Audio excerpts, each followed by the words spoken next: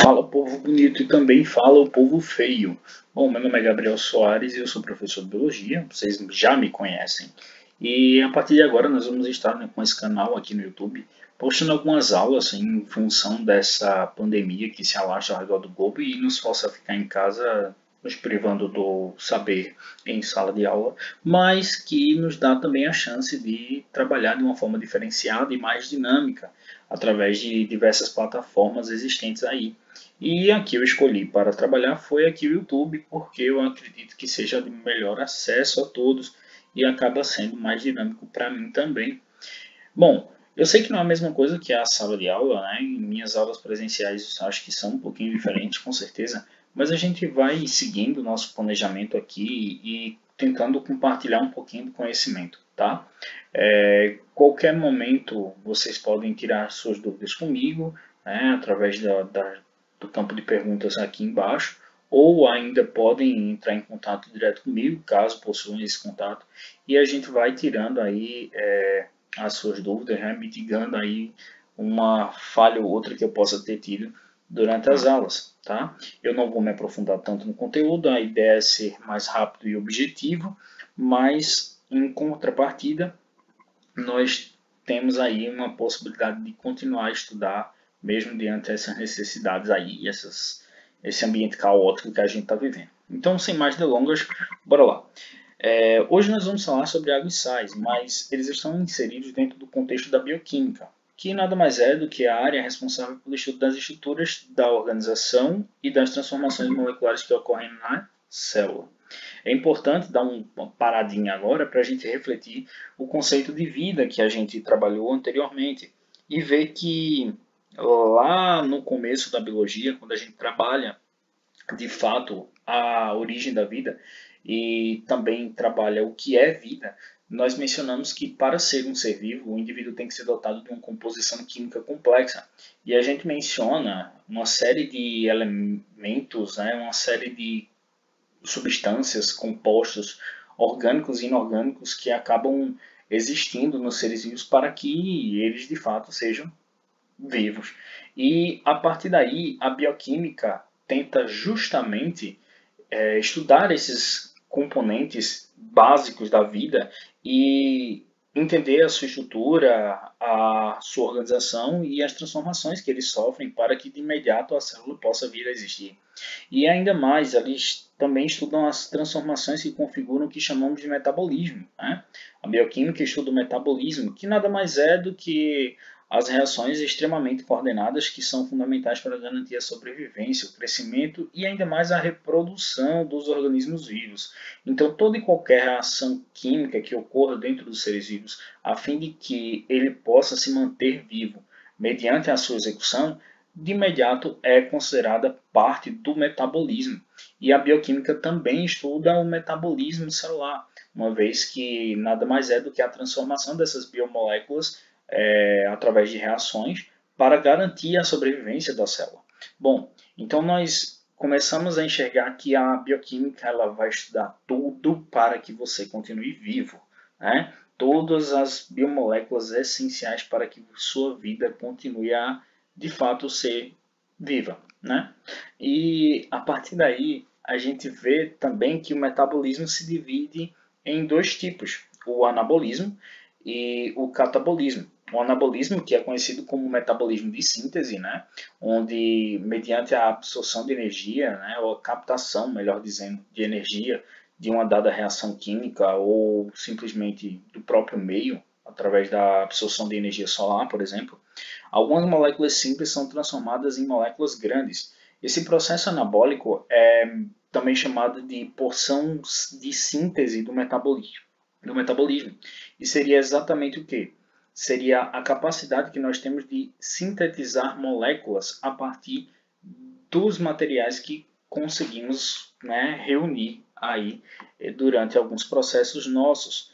E o catabolismo seria exatamente o metabolismo de quebra, certo? Seriam as conjuntos de reações de quebra, onde eu pego moléculas grandes e, através da liberação de energia, eu acabo quebrando elas, né? Tornando as moléculas mais simples. Isso é facilmente percebível nesses esquemas aqui abaixo, tá? É perceptível que nos esquemas aqui nós temos o anabolismo como um metabolismo relacionado à síntese de novas moléculas a partir de moléculas mais simples, e o catabolismo é exatamente a quebra dessas moléculas mais complexas, liberando-se energia e moléculas mais simples, ok?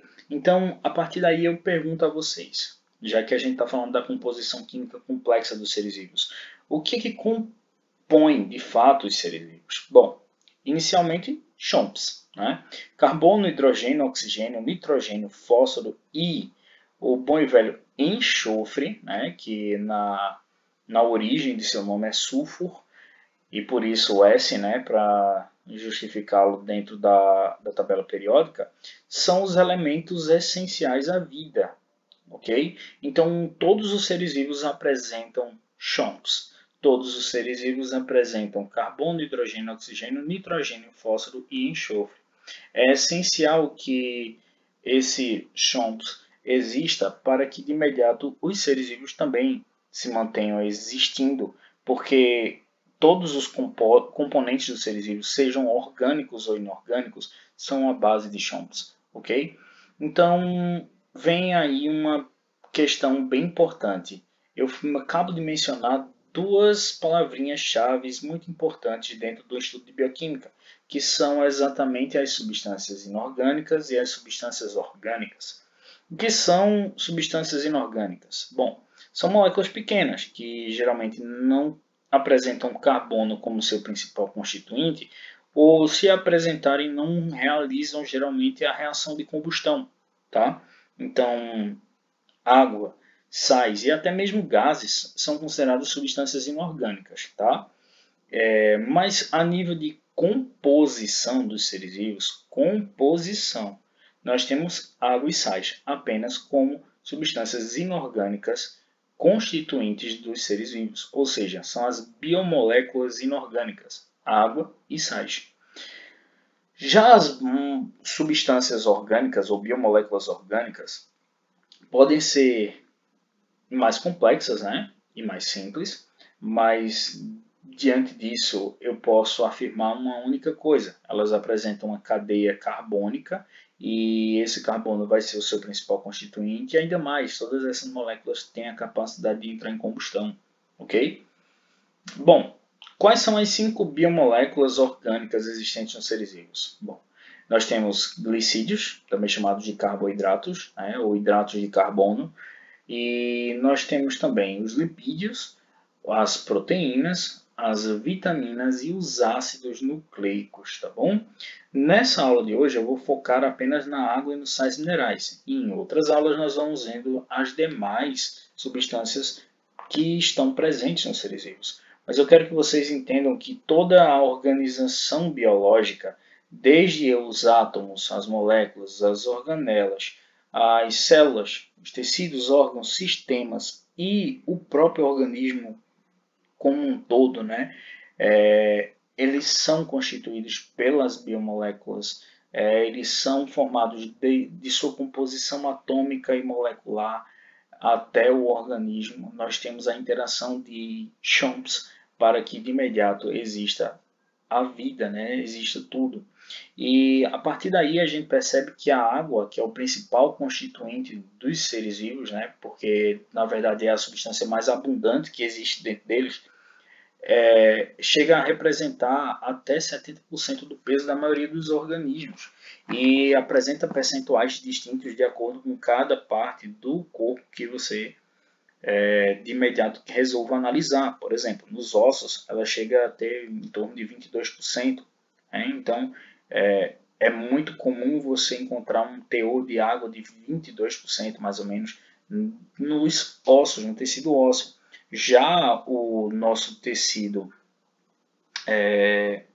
nervoso, por exemplo, mais especificamente no cérebro, tem uma quantidade de 75%, e por aí vai. Outros tecidos têm uma maior quantidade, outros têm uma menor quantidade, e a água atua de diversas formas no organismo. Ela atua no transporte de substâncias, ela facilita reações químicas, ela atua também na termorregulação, ela atua como lubrificante de algumas porções corporais, ela atua como uma catalisadora nas reações de hidrólise, por exemplo.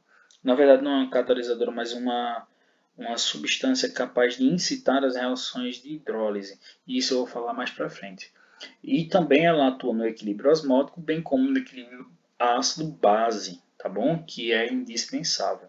Bom, dessas diversas atuações da água no organismo humano, eu quero mencionar uma ou, na verdade, duas que são indispensáveis, que são as reações de hidrólise e de síntese por desidratação.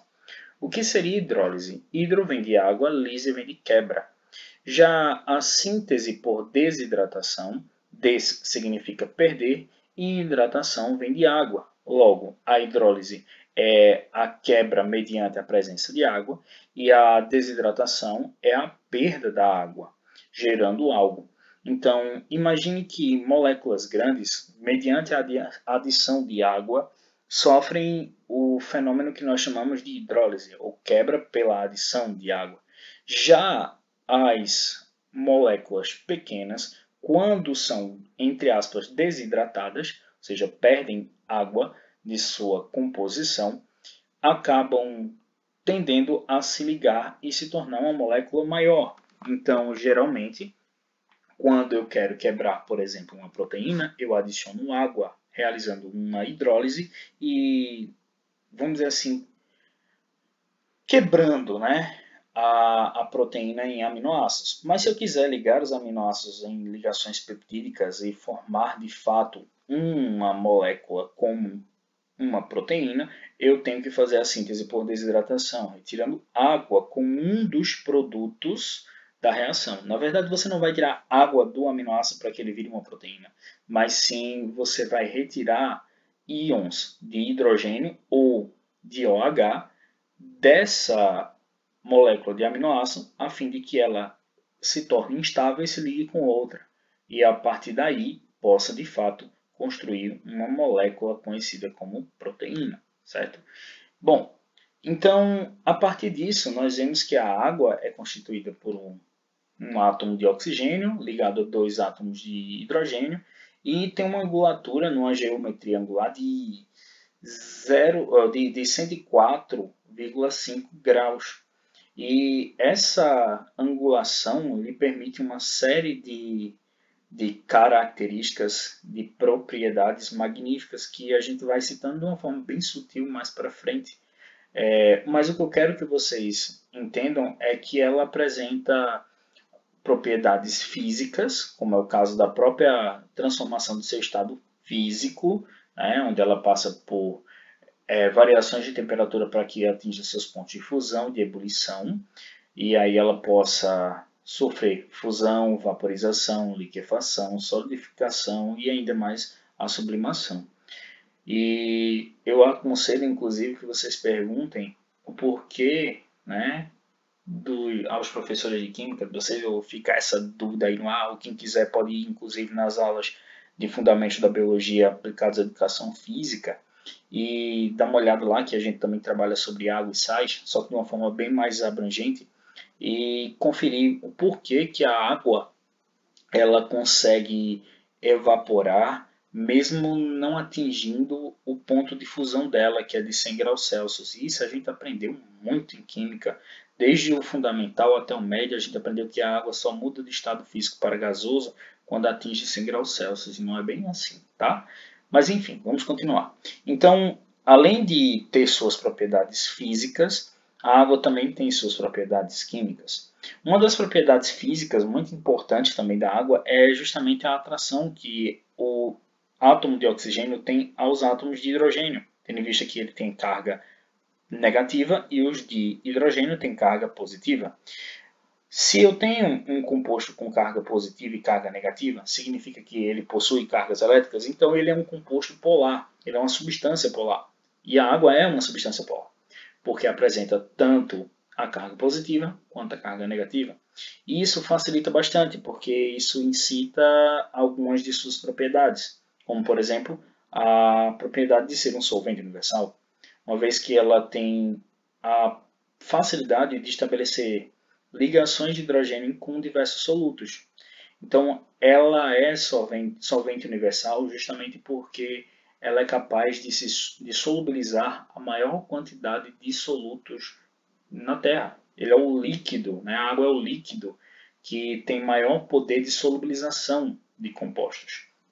Então, os solutos são mais facilmente solubilizados em água. Por quê? Porque se o soluto for negativo, a água tem uma parte positiva. Se o soluto for positivo, a água tem um lado positivo. Então é como se fosse um ímã, os opostos se atraem. Logo, os íons acabam sendo o ponto-chave para a água ser de fato um solvente universal. E ela inclusive estabelece algumas propriedades de ligação. É o que a gente percebe quando a gente analisa a adesão, a coesão e a tensão superficial. A adesão, que nada mais é do que a atração que a água tem por outras moléculas que também têm carga ou positiva ou negativa. E é nesse ponto que a gente discute, por exemplo, por que a água e o óleo não se solubilizam, né? De fato, por que não ocorre a solubilização e a mistura passa a ser homogênea? Porque, na realidade, o óleo é uma molécula, é formada por moléculas apolares, e essas moléculas apolares não têm carga elétrica, consequentemente não se dão bem nem com a parte positiva nem com a parte negativa da água.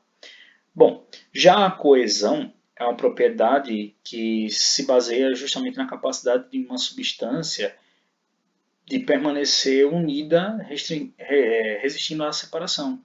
É o caso, por exemplo, de quando o Pica-Pau, aquele episódio do Pica-Pau maravilhoso, onde ele coloca a mangueira no tanque de gasolina do policial e faz a sucção. E a gasolina continua percorrendo a mangueira indo do tanque de gasolina para o recipiente. Isso se deve justamente à possibilidade de a água manter sempre as suas moléculas ligadas, como nós vimos anteriormente na imagem que precediu o slide anterior. Percebam que nessa imagem da direita, a água tem uma força de atração com outras moléculas de água, permanecendo unidas, né? E essa união acaba fazendo com que ela resista à separação. Em alguns casos, por exemplo, a gente vê aquela gota de água pendurada no chuveiro ou na torneira sem querer cair, mesmo com a força da gravidade empurrando ela para baixo, mas ela se mantém ali ligadinha por conta da força de coesão. E essa força faz surgir uma espécie de redinha. Essa redinha, né, que vai existir nas superfícies dos líquidos e dando consequentemente uma forma para eles, é chamada de tensão superficial. Essa tensão superficial é justamente essa interação das moléculas de água a nível de superfície, mediante a coesão, que permite, por exemplo, os insetos flutuarem, né, ou simplesmente pousarem em cima da água sem que afundem, porque eles são tão leves e eles pisam exatamente na tensão superficial sem rompê-la. Então, automaticamente, eles conseguem andar sobre as águas. É o que acontece, por exemplo, com os navios, com os barcos, né? com os elementos, objetos que boiam, por exemplo, justamente porque eles não rompem a frágil rede de tensão superficial. Bom, mas o que são sais minerais? Porque a gente falou de água. E uma coisa interessante é que a água em si, a água por si só, não apresenta apenas H2O. Não, pelo menos a água mineral, que é aquela que a gente consome, ou até mesmo a água da torneira. Na verdade, a água é rica em sais minerais. São substâncias inorgânicas essenciais para o funcionamento adequado do nosso organismo. Eu preciso muito dos sais minerais para que de imediato o meu organismo funcione. E eles podem estar presentes desde a forma de eletrólitos, né, quando eles têm uma carga elétrica nos líquidos corporais, por exemplo, ou até mesmo através das enzimas e de hormônios que vão necessitar desses íons, desses sais, para de imediato estruturar tanto eles quanto, né, tanto a enzima quanto o hormônio, e também alguns dados de tecidos e órgãos do nosso organismo. Como exemplo, os ossos e os dentes, dos ossos de adentina dos dentes, quando a gente tem aí, por exemplo, o cálcio atuando para a formação de uma substância chamada hidroxiapatita. Bom, e aí cada um tem uma função, claro, né? E eu vou falar de alguns que são os mais importantes, né? Por exemplo, o sódio, né? Que não deixa de aparecer na maioria dos livros didáticos quando o assunto é sais minerais, representado pelo Na na tabela periódica, Na+, né? Como íon positivo, ele é o principal cátion extracelular, ou seja, ele é um componente do que a gente chama de matriz extracelular, que é a parte externa às células. E ele está relacionado à geração de impulso nervoso, bem como ao equilíbrio osmótico. Tá? Então você vai encontrar sódio atuando no impulso nervoso através da bomba de sódio e potássio, bem como na regulação de água que existe no meio extracelular. Por exemplo, é o sódio que retém a água fora das células, tá bom? Ele armazena água no meio extracelular. Tanto é que se a gente diminuir a quantidade de sal, né, que é o cloreto de sódio, automaticamente a gente também perde um pouquinho de líquido e tende a emagrecer. Isso é bem interessante. Já o potássio, o K+, é o principal íon, o principal cátion iônico, né, o principal íon, o principal cátion intracelular. Ele é o mais presente dentro das células. E ele está relacionado também à geração de impulso nervoso, por isso que eu disse bomba de sódio e potássio, né? E também ao equilíbrio osmótico, tendo em vista que ele atua agora dentro. Quem também atua dentro da célula regulando o equilíbrio osmótico é o cloro, e não está citado aí, tá bom? Nós temos o cálcio também, que ele é ativador da contração muscular, ele ativa a contração muscular, ele efetiva a contração muscular, e ele também estimula a coagulação sanguínea, ele também está ali constituindo a matriz óssea, né? Ele está também estimulando secreção celular, inclusive, e ele é muito, muito, muito importante para o teu organismo. O magnésio, por sua vez, ele é mais frequente, né, nos vegetais, ele é mais importante nos vegetais, tendo em vista que ele é um catalisador, ele é um elemento central, perdão, ele é um elemento central na molécula de clorofila e ele auxilia na captação da radiação solar para que de fato seja efetivada a reação de fotossíntese, tá bom? Então ele é quem vai ativar os elétrons para uma reação de fotossíntese. Eu também tenho o flúor, né, que é muito importante e tem carga negativa e acaba prevenindo cáries porque ele é um dos constituintes do esmalte dos dentes. O flúor, inclusive, é um elemento bem contraditório, tendo em vista que alguns dentistas defendem o seu uso e outros não defendem o seu uso, né? E às vezes até o uso em demasia pode provocar efeitos não tão desejáveis. O iodo, por sua vez, é um dos principais componentes dos hormônios da tireoide, né, que é o T3 e o T4, e por ser um componente tão importante, ele passou a ser adicionado no sal, tendo em vista que o brasileiro sofria muito de bócio, que era um problema na glândula da tireoide, e uma vez que o iodo passou a ser integrado ao sal de cozinha, os problemas com bócio começaram a diminuir. Já o ferro é um principal componente da hemoglobina, e se o magnésio atuava como um, um átomo central da molécula de clorofila e automaticamente permitia a absorção da radiação solar, da energia solar para a realização da fotossíntese, o ferro, por sua vez, vai auxiliar a hemoglobina justamente na captação e mantenedura do oxigênio e do gás carbônico. E por isso ele é um elemento indispensável do sangue, tá bom? Das hemácias do sangue. E aí eu trago uma espécie de fluxograma, um mapa, né, de como vocês podem preferir, que nos apresenta exatamente alguns dos sais mais importantes, onde eles são encontrados em caráter de alimento e qual a função deles.